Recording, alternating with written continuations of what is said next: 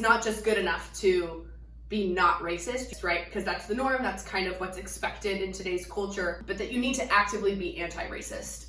What I mean by that was that instead of just running for Ahmaud, while yes, that was a great thing to do, I think it was very supportive and it was something that I stand by. Instead of just like running for Ahmaud, I think that more white people especially need to be reaching out and saying how inappropriate it was, how they're not going to tolerate it, how they don't want generations to come to stand for that. I just think there needs to be more kind of activism. How are you actively in your community trying to make those around you become more aware of things such as white privilege, especially in like this matter and the court case and just everything that's happened, but also just awareness of like how to treat one another. Like, why are we not standing up to racial slurs? Like, it's just not enough to like see it happen and not agree with it, but I need you to like stand up. Child white people, stand up. Justice for Ahmaud. You know, that's what we hear about. Oh, get it? Justice. Yeah, that's what I'm saying. For Ahmaud. Yeah. That's what we hear about. Justice for Ahmaud. The good justice. JUS. Hey, what is up, you guys? My name is Abby if you're new here, and if not, welcome back to my channel. This is the second episode of the Black and White series. We're so glad that you came to join us. If you have not seen episode 1, go ahead and click on the I link up here. We were pretty politically correct in episode 1, so fair warning, disclosure here, if you are easily offended, go ahead and hop on off. So I'm ready to give more opinions. I'm fired up about some recent events today, and I want to hear your thoughts as well. So go ahead and leave some comments if you have any opinions that differ from ours. One thing I will lead with is that opinions are never wrong because they are opinions. So if you have any opinions, go ahead and leave them down below. If not, let's get along with episode 2. Let's do it. Let's start them out strong. Ahmaud Arbery. Give me your phone. Which one? To watch the video. So we're gonna watch a video really quick. And this video is by, why isn't your phone working? Demetria Bloor. This video is by Demetria Bloor, and we're going to request that we can put this footage in here. Definitely want to share and spread awareness on some of the things she pointed out in one of her videos. So we're gonna watch this now and then kind of let you know how we feel.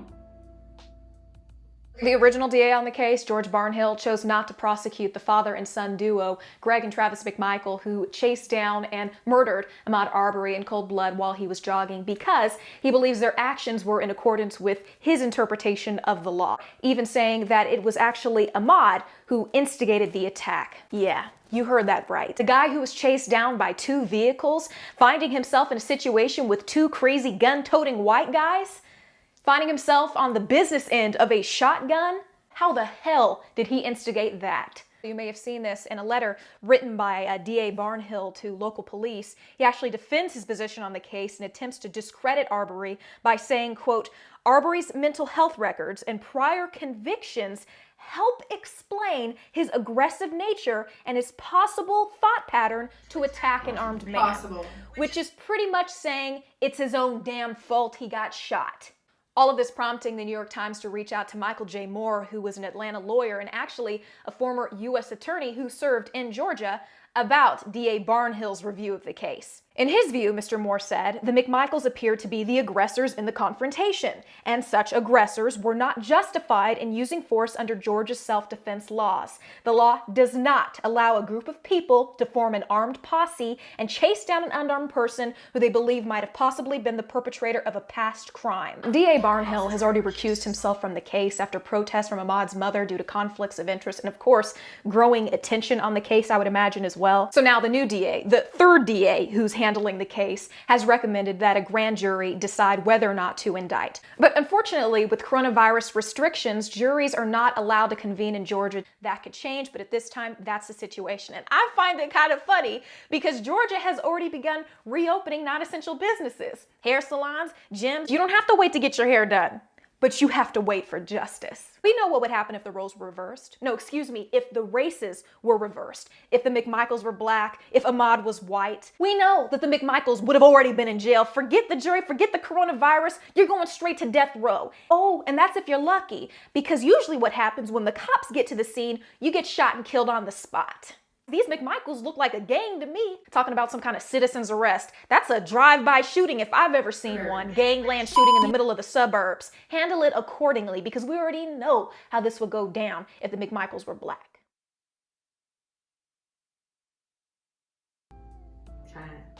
2.5 minutes. That's 2.5 minutes of straight, like, Facts. so gotta unpack that 2.5 minutes. Where do we start?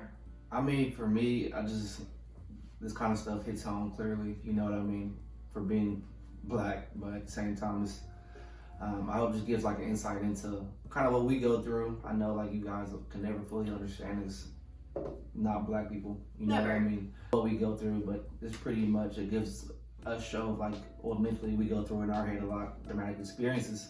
Let you know why we kind of shy away from the white gatherings, the white things sometimes. I just think it shows a lot of light on why we think the way we do, and also pretty much gives you an insight on we never feel really safe as a black person living in the United States at all times.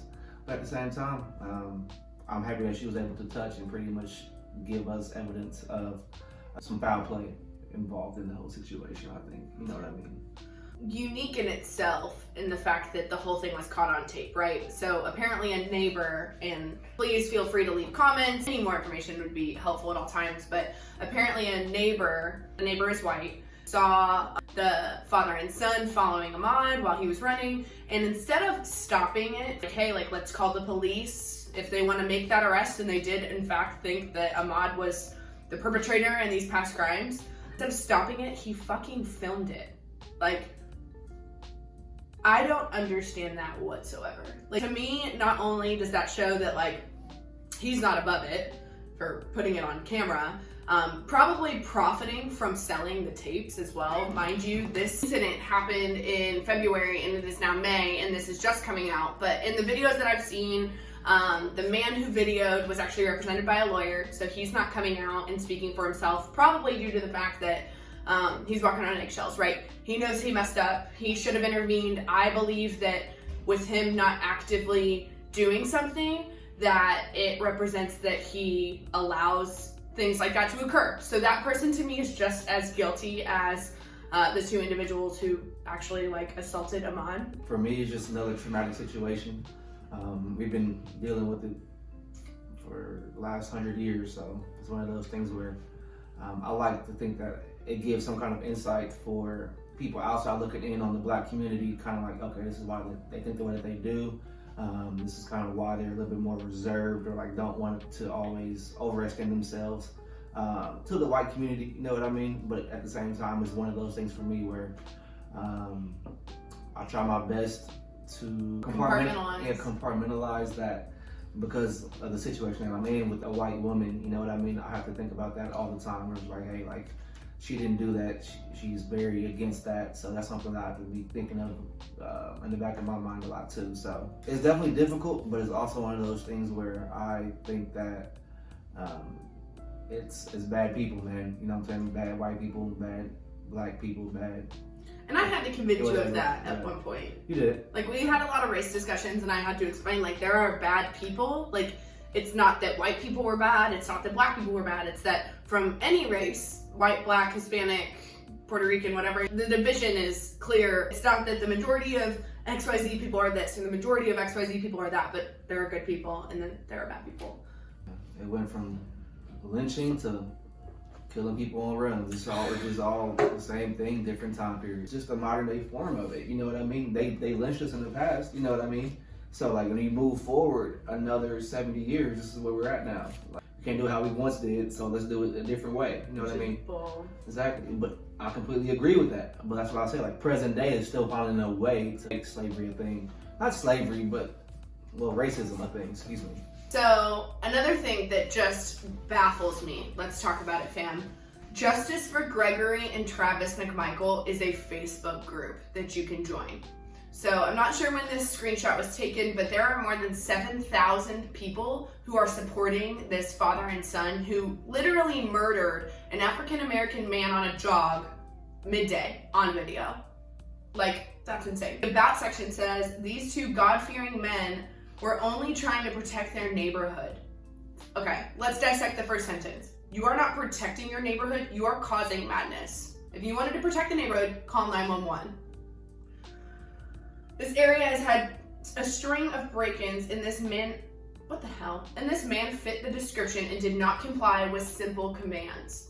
So, fit the description. Please tell me what that description is. If it's not documented with the police in the area, it's not a description. Like, that's hearsay. I don't know about you, but I don't follow simple commands on a daily basis. who is gonna command you? Like, imagine you were walking down the street here in Kansas City and someone started telling you, like, hey, stop running. Like, no. Like, why did he owe that to this group of white men? Their hearts go out to the McMichael family in their time of need. Amen.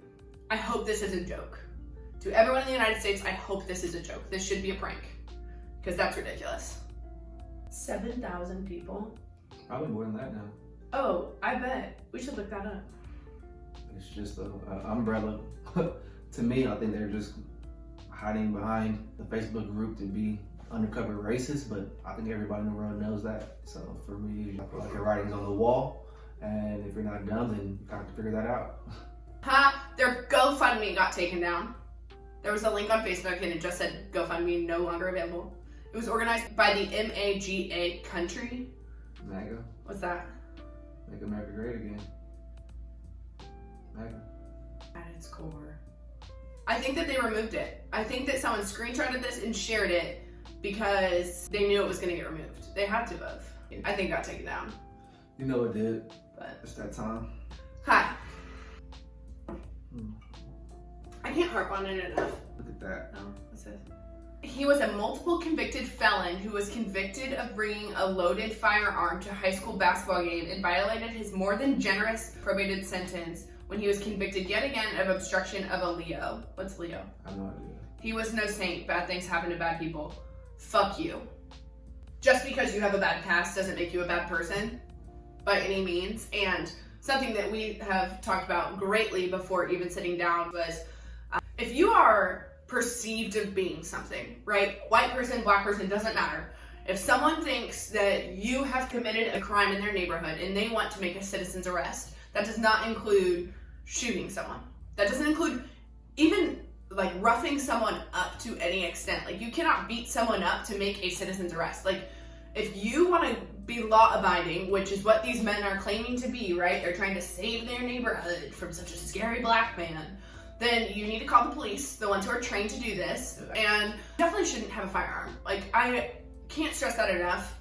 Yeah, right to bear arms, awesome. Right to bear arms on an innocent man, no. You are innocent until proven guilty in this country, and our criminal justice system, if it hasn't showed us anything through this, is shit. Like, how are these men who killed someone on camera walking from February to May? Or whenever the heck this all started coming out? Because without the release of the tape, I think that they would still be walking free. That's my biggest takeaway from this. Yeah, without the release of the tape, they would still be walking free. And I think, again, at the core of it, it is our government system, politics, laws, whatever it is, the United States is at fault for creating this culture and letting it happen. Well, if you liked what we had to say in today's episode, go ahead and hit the thumbs up button, like this video, and make sure to subscribe for more content such as this. Thanks for joining us in our second episode of the Black and White series. So we'll see you guys for episode 3.